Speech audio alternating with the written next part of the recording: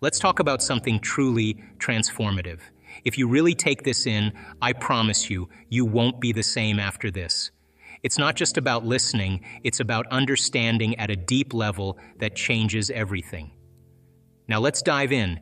Everything you think, feel, and do is an expression of your consciousness. Your mind and your body are intimately connected. They're not separate. Your body is the unconscious mind. It doesn't know the difference between an actual experience that creates an emotion and an emotion that you fabricate by thought alone. To the body, it's all the same. This means that your thoughts have a direct impact on your body. Every thought produces a biochemical reaction in the brain. The brain then sends a signal to your body, and your body responds by generating a corresponding emotion. If you keep thinking the same thoughts, making the same choices, demonstrating the same behaviors, and feeling the same emotions, your body becomes addicted to that cycle. It's like a program. You're literally being run by your past.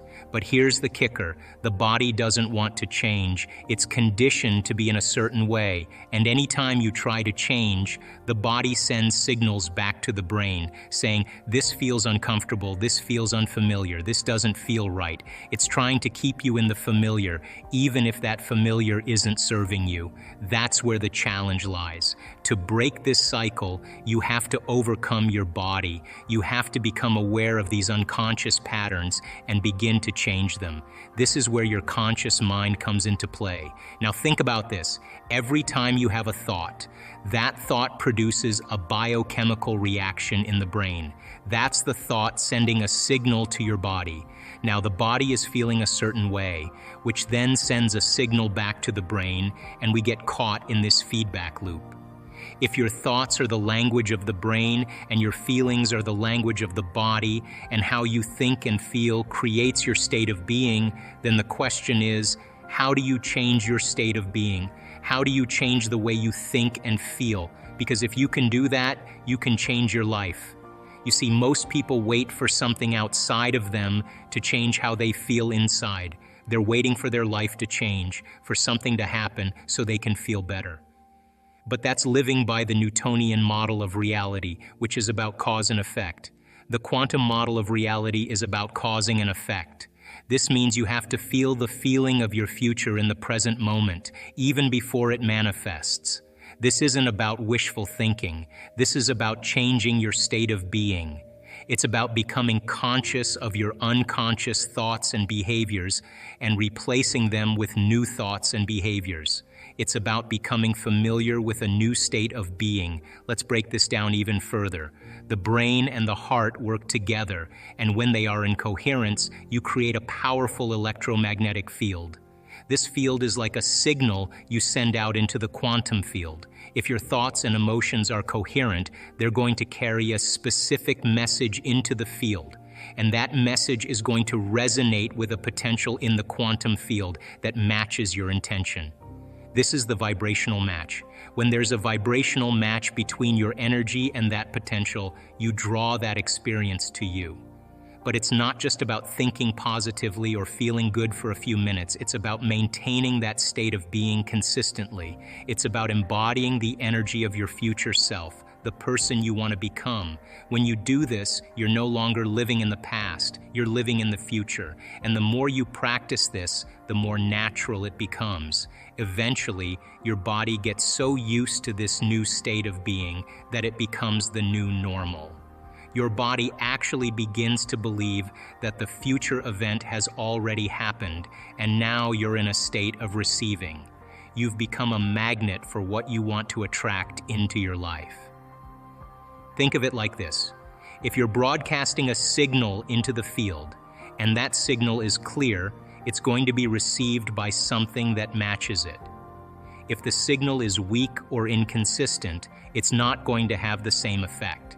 So the key here is to maintain a high level of coherence between your mind and your heart. This is where the practice comes in. It's not just about sitting in meditation and thinking about what you want. It's about embodying it, feeling it, living it, and practicing it every single day. Let's take this concept of coherence a bit further. Coherence in the brain and the heart is measurable. When your brain and heart are in coherence, you're in a state of optimal functioning. You're more creative, more intuitive, more connected, and more in tune with the energy around you. This state of coherence is what allows you to access deeper levels of consciousness and to connect with the quantum field. This is where real change happens. This is where you start to see the effects of your inner work reflected in your outer world. But here's where most people get tripped up. They start to doubt. They start to wonder if it's really working. They start to get impatient, and that's when they lose the coherence. They fall back into old patterns of thinking and feeling, and they get the same results they've always gotten. This is why it's so important to stay consistent. You have to trust the process. You have to believe that what you're doing is working, even if you don't see immediate results. It's like planting a seed. You don't dig it up every day to see if it's growing. You water it, you nurture it, you give it sunlight, and you trust that it will grow in its own time. The same is true for your desires. You plant the seed in the quantum field. You nurture it with your thoughts and emotions, and you trust that it will manifest in its own time. And here's the beautiful part. When you stay in this state of coherence, when you live in the energy of your future self, the universe has no choice but to match that energy. It's a law. It has to happen. The only thing that can get in the way is your own doubt, your own fear, your own impatience. So the key is to stay in the energy of your future, to feel it, to live it, and to trust that it's on its way.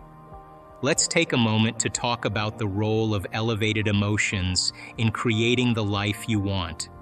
Elevated emotions are incredibly important, and here's why. They're the fuel that powers your intentions. Think of your intentions as a car. No matter how well designed or powerful the car is, it won't go anywhere without fuel. In this case, your thoughts are like the car, and your emotions are the fuel that makes it move. Elevated emotions are feelings like love, joy, gratitude, and excitement. These are the emotions that lift you up, that make you feel alive and connected to something greater than yourself. When you experience these kinds of emotions, they give life to your thoughts. They're what make your thoughts more powerful and more likely to manifest in your reality. Without elevated emotions, your thoughts don't have the same impact. Imagine trying to start a fire without a spark. No matter how much wood or paper you have, if there's no spark, the fire won't start. The emotion is the spark that ignites the thought and sends it out into the quantum field, the energy field that connects everything in the universe. This is where the real magic happens. Your thoughts alone are important, but they need the power of elevated emotions to truly come to life. The higher the emotion, the more powerful the signal you send out into the universe.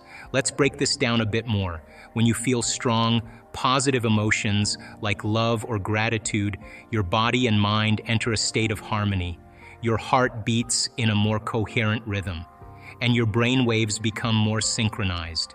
This creates a powerful energy that you send out into the universe. The universe responds to this energy, bringing you experiences that match the frequency of the emotions you're feeling. On the other hand, if your emotions are low or negative, like fear, doubt, or anger, the signal you send out is weaker.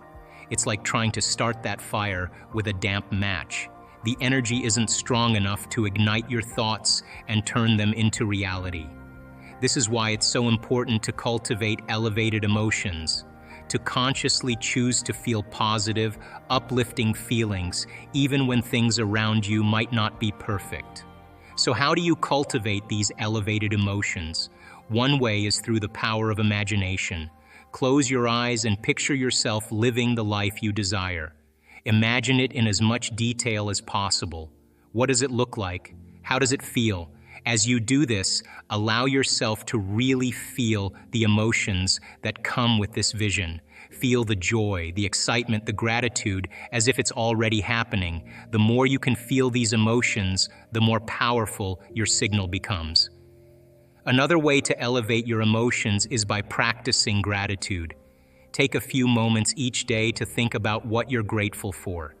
It could be something as simple as the warmth of the sun on your face or the smile of a loved one.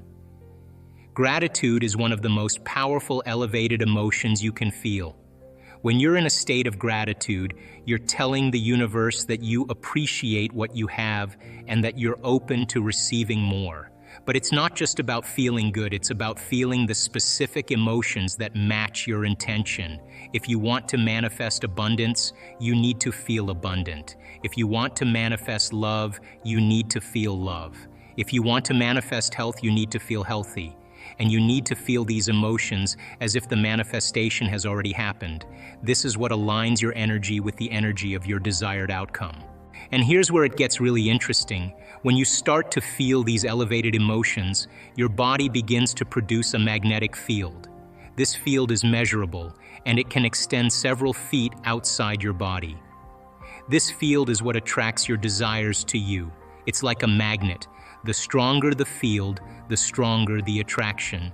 So the question is, how do you generate these elevated emotions? The answer is simple. You practice. You practice feeling the emotions of your future self every single day. You practice feeling grateful for the things you want before they manifest. You practice feeling the joy, the love, the abundance, the health as if it's already here. And the more you practice, the more natural it becomes. Eventually, it becomes your new state of being. Let's talk about the final piece of the puzzle when it comes to creating the life you want, letting go of the how. This is one of the most important steps, but it's also one of the hardest for most people. So what does it mean to let go of the how? It means that you stop worrying about how your dreams and desires will come true. You stop trying to figure out every detail and plan every step. Instead, you trust that the universe knows the best way to bring your desires to you. Now, this doesn't mean you should just sit around doing nothing. It's important to take inspired action when the time is right, but it's equally important to trust that the universe is working behind the scenes in ways you might not see or understand. You don't have to know exactly how things will unfold. You don't have to have all the answers. In fact, trying to control every detail can actually get in the way of the universe bringing you what you want. This is where the idea of surrender comes in. Surrender doesn't mean giving up on your dreams or desires. It doesn't mean you stop caring about what you want. Instead, it means you let go of the need to control every aspect of the process. You trust that the universe has your back. You trust that everything is happening exactly as it should, even if it doesn't always seem like it. When you surrender, you're saying to the universe, I trust you. I trust that you know what's best for me. I'm open to whatever comes my way. This doesn't mean you won't face challenges or obstacles. It doesn't mean everything will always go according to your plan. But it does mean that you trust the process and you trust that everything is unfolding in the best possible way, even if you can't see it in the moment. Letting go of the how can feel scary because it requires you to step into the unknown. It requires you to have faith that things will work out, even if you don't know how or when. But this is where the magic happens. When you let go and trust, you open yourself up to new possibilities that you might not have considered. You allow the universe to surprise you in ways you never imagined. Think of it like this. Imagine you're on a road trip and you're using a GPS to get to your destination. You don't need to know every single turn or road you'll take before you start the journey. You just follow the directions as they come, trusting that the GPS will guide you to where you need to go. If you try to figure out the entire route beforehand, you might get overwhelmed or confused. But if you trust the GPS and follow its instructions, you'll get to your destination, even if the route isn't what you expected. The universe works in a similar way. You might have a general idea of where you want to go in life, but you don't need to know every single step of the journey. You don't need to have all the answers right now. Trust that the universe is like your GPS, guiding you along the way. Sometimes the path might take unexpected twists and turns, but if you trust the process, you'll get to where you need to be. It's also important to remember that the universe's timing is often different from our own. We might want something to happen right now, but the universe might have a different plan. Trusting in the universe means trusting in its timing. It means understanding that things will happen when they're meant to, not necessarily when we want them to. When you let go of the how, you open yourself up to infinite possibilities. You allow the universe to bring you something even better than what you imagined. You step into the unknown with trust and faith, knowing that the universe is conspiring in your favor. So, let's bring this all together. Your thoughts create your reality. Your emotions give life to your thoughts. Your coherence between your mind and heart is the key to manifesting your desires. And your trust in the process allows the universe to work its magic. When you combine all of these elements, you become a powerful creator. You become the architect of your own reality. You gotta go, body, you're not the mind, I'm the mind right now. You're gonna sit here, I'm gonna feed you, you're gonna get your coffee, you're going to do all those things, but right now, this is my time. You're going to obey me, right? So now the body's no longer the mind, you're the mind. And so when it wants to get up and you become aware of it, you return back to the present moment. Every time you do, that's a victory. And you're changing some aspect of yourself. So then ask yourself, I do this all the time. Write down 4 thoughts that you're going to stay conscious of the whole day. I can't, it's too hard. You'd be surprised the moment you become conscious of what those thoughts are, how unconscious you've been to them all day, all for weeks on end. Write down what you speak, how you speak, 4 things you want to change, how you act, how do you act? Do you complain? Do you blame? Do you make excuses? Do you feel sorry for yourself? That's a victim consciousness. What emotions do you live by? Is it possible that you're so used to living by guilt you don't even know it's guilt, it just feels like you? Do you allow your energy to drop? Become conscious of those states of mind and body and review them and say, this is the old self. Then say, what thoughts do I want to fire and wire in my brain? And start firing and wiring and start feeling it. What behaviors will I demonstrate today? What choices will I make? One day, one lifetime. Just like you did, rehearse them. Rehearse the whole entire thing. Begin to install the neurological hardware in your brain. And if you keep installing it, the hardware is going to become a software program, and you're going to start thinking and acting that way. And then here's the tough part. Can you teach your body emotionally what your future is going to feel like before it's made manifest? And don't get up until you feel that way. Now practice that for a few days and then see if you can stay in that state and watch all of a sudden all those weird doors start opening for you. Synchronicities, whatever they are. Number 2, take time at the end of your day before you lay down, and give thanks for your life.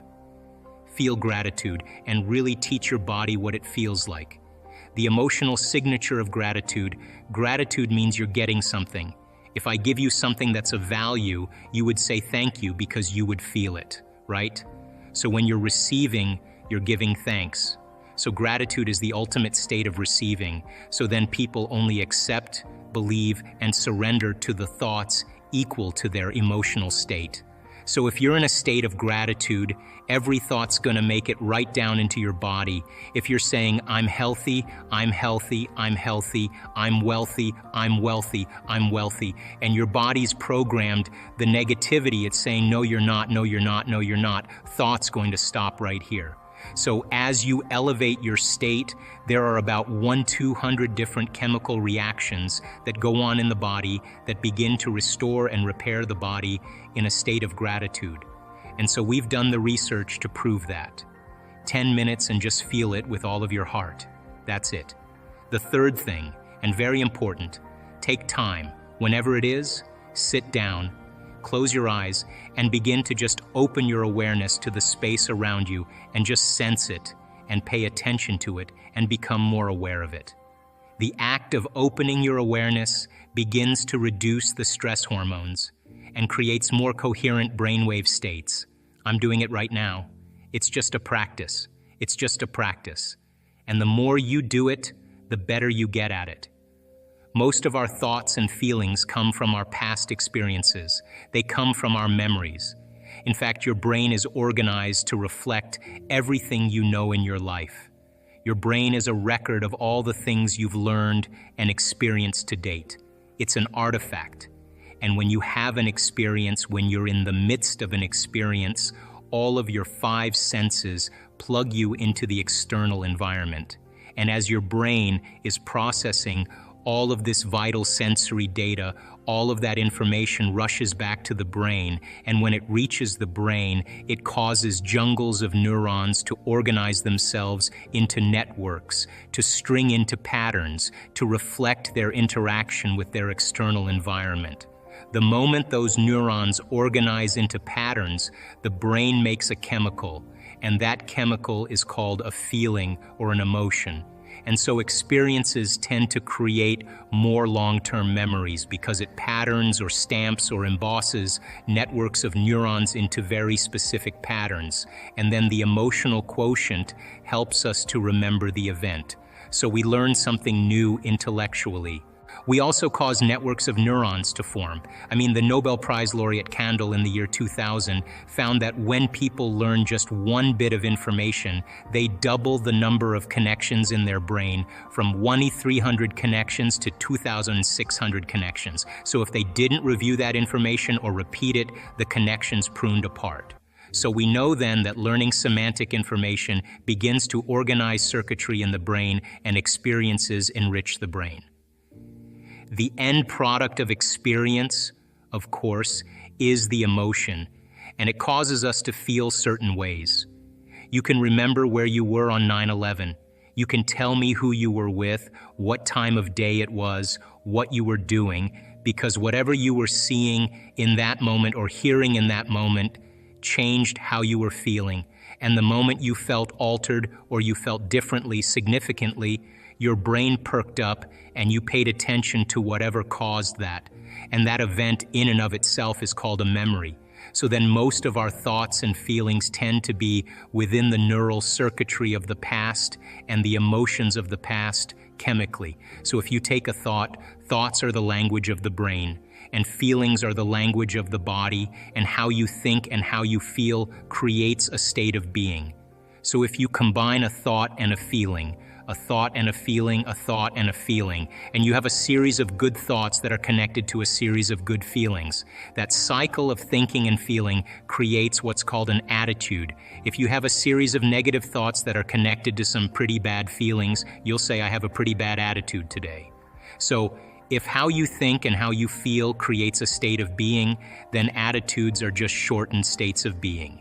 You feel good in the morning, you feel bad in the afternoon. If you take an attitude, an attitude, an attitude, and you begin to string attitudes together, when you combine an attitude, an attitude, an attitude, you start to form what's called beliefs. Now, a belief is just a thought you keep thinking over and over again until you hardwire it in your brain. And because beliefs are based on past experiences, then the very boundaries of our beliefs are how we feel. And so when our beliefs get challenged, it typically doesn't feel right. I know from the research that we've done that the redundancy of thinking and feeling and thinking over time, for example, a person has an insecure thought, then they feel insecure. The moment they feel insecure, they think more insecure thoughts. They fire and wire more circuits in their brain to feel more chemicals of insecurity. And then once they're feeling insecure, they think more insecure thoughts. And they do this over and over again. Right on the other side of your fear is courage. Right on the other side of your sadness is joy. It's the same energy. It's just trapped in the body. And when you stretch yourself past that point and you break free from the chains of those emotional addictions, the side effect of that is called joy. And the body is liberated from that level of mind. And when that happens, there's available energy to create with. And so when you break through that, you begin to love yourself. You begin to respect yourself. And you begin to love and respect others because you see yourself in them. And now that you're free from it, you can understand them with compassion without knee-jerking in the same way. So the difficulty here is really making the time to do it. And if you began to think about a new way of being and you moved into a state where you said, I'm not going to get up until I am this person. And not only did you memorize it neurologically in your brain, but you allowed the thoughts that you were thinking to become the experience, to the point that your body, as the unconscious mind, began to live in that future reality in the present moment. And when you got up, when mind and body were working together in that state of being, and you said, I'm going to maintain the state of being my entire day, and I don't care. Bring on the challenges, because I want to test my greatness. And you did that the entire day. The end of your day, when you finished your day, more than likely you'd have more energy than when you started.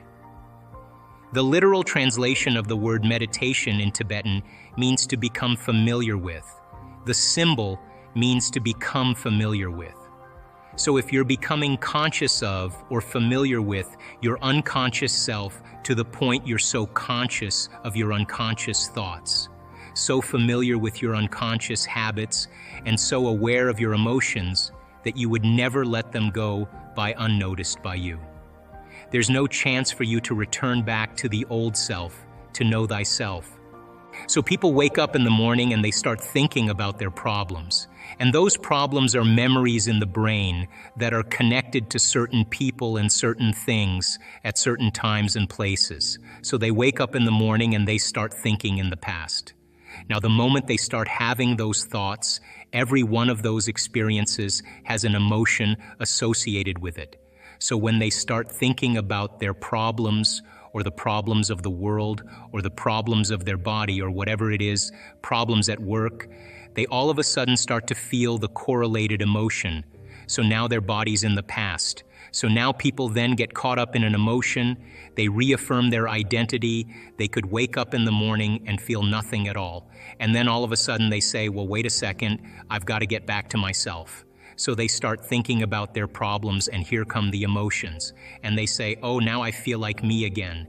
So those emotions then begin to influence our thoughts. Like if you feel like a failure, you're going to think you're a failure. And when you think you're a failure, you're going to feel like a failure. And when you feel like a failure, you're going to think more thoughts equal to being a failure. And the cycle of thinking and feeling and feeling and thinking causes you to say, I am a failure. And the repetition of that process of thinking and feeling and feeling and thinking conditions the body to become the mind of that emotion. Now the emotion is stored in the body.